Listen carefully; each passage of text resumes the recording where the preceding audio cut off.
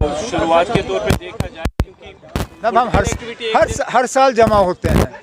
आप मुझे बताइए ना, किस साल 11 जुलाई को फंक्शन नहीं हुआ है? हम हर साल जमा होते हैं, जमा होके मादर मेहरबान को खिराज अकीदत पेश करते हैं। लेकिन आज एक इम्पोर्टेंट ऐसी कोई बात नहीं है ना, हर साल ये फंक्शन होते हैं। आज सुनवाई भी है। सुनवाई वो तो कोइंसिडेंस है ना, हमने सुनवाई की डेट नहीं रखी, वो चीफ जस्टिस साहब ने ये डेट मुकर्रर किया, शायद इसी में कोई अच्छी बात है।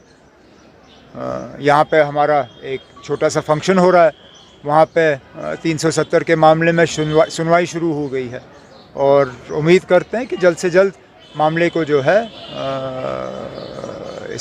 इसकी सुनवाई ख़त्म हो और इस पे सुप्रीम कोर्ट का जो फैसला है वो हमारे सामने आ जाए। अपोजिशन यूनिटी की बात हो रही है, 17 को एक और बैठक फिर हो रही है।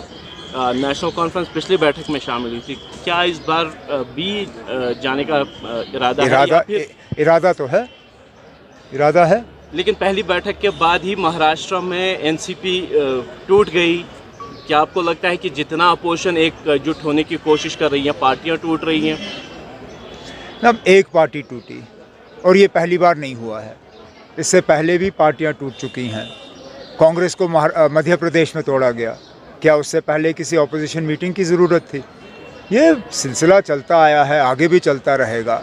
लेकिन मुझसे अगर आप पूछें तो पॉलिटिकली मुझे नहीं लगता है कि पार्टी टूटने के बाद शरद पवार साहब कमज़ोर हो गए हैं।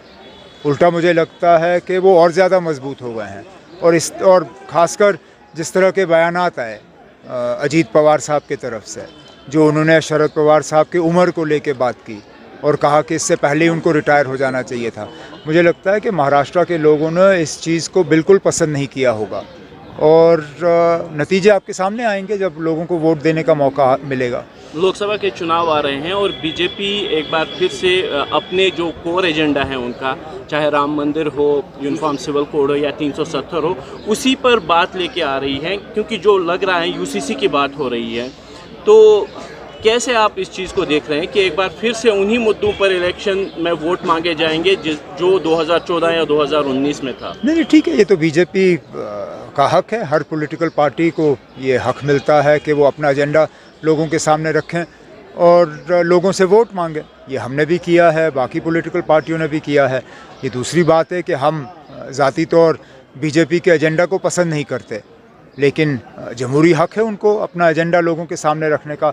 मुझे इस बात से कोई एतराज़ नहीं है कि वो अपना एजेंडा सामने रख रहे हैं, रखने दीजिए, उसके बाद देख लेते हैं।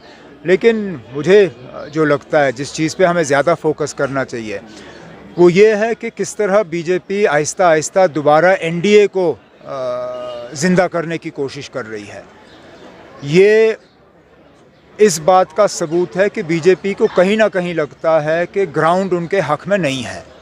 नहीं तो मुझे बताइए, पिछले 5-8 सालों में लगातार बीजेपी की कोशिश रही कि एलाइज़ को दूर किया जाए, कहीं पे भी उन्होंने दोस्ती नहीं निभाई। एक एक करके उनके दोस्त उनसे हट गए और सबसे पुराने दोस्त, चाहे शिवसेना हो, चाहे अकाली दल हो, चाहे और भी पार्टियां हो। आखिर क्या बदला है कि बीजेपी की अब मजबूरी बनी है कि वो दोबारा दोस्ती का हाथ आगे बढ़ा रहे हैं, वो दोबारा एनडीए को ज़िंदा करने की कोशिश कर रहे हैं। आंध्र प्रदेश में कहीं चंद्रबाबू नायडू से बात हो रही है, पंजाब में कोशिश की जा रही है कि अकालियों को वापस लाया जाए, महाराष्ट्र में शिवसेना के साथ बात।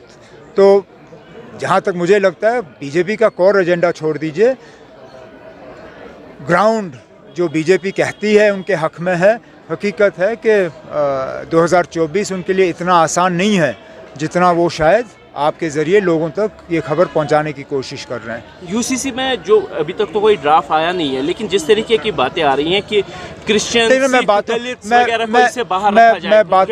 बातों पर नहीं जाऊंगा। इतना ज़रूर है, अगर यूसीसी है तो फिर वो सबके लिए है। Uniform civil code, uniform means uniform for everybody. अब अगर आप एक एक करके बाकियों को निकालोगे तो इसका क्या मतलब निकला जाएगा कि ये सिर्फ एक कौम के लिए है या ये सिर्फ मुसलमानों के पर्सनल लॉ को बदलने के लिए है। अगर यूनिफॉर्म है तो सब पे लागू होना चाहिए। अगर आप इसमें किसी को भी एग्जेम्पशन देने का काम करोगे, चाहे वो क्रिश्चियन हो, दलित हो, ट्राइबल हो, सिख हो, तो जाहिर सी बात है कि मुसलमान भी एग्जाम्शन न सिर्फ मांगेंगे बल्कि एग्जाम्शन फिर हासिल भी करेंगे। सेंटर के एफिडेविट के बारे में क्या बोलेंगे? जो कुछ नहीं ना, अब सेंट्रल के एफिडेविट के बारे में सुप्रीम कोर्ट में जवाब होगा।